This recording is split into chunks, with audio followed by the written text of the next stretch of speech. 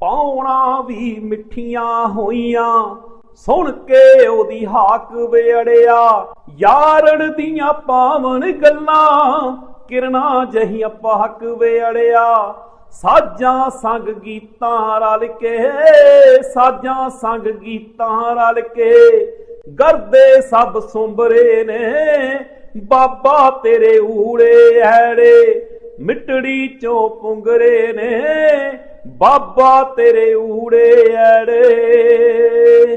ਕਾਸ਼ ਨੀ ਜੇ ਹੋਏ ਦੁਪਹਿਰੇ ਰਾਤਾਂ ਵੀ ਜਗਦੀਆਂ ਨੇ। ਪੌਣਾ ਦੇ ਅਸੋਲੇ ਜਹੀਆਂ ਵਾਜਾਂ ਉਹ ਲੱਗਦੀਆਂ ਨੇ।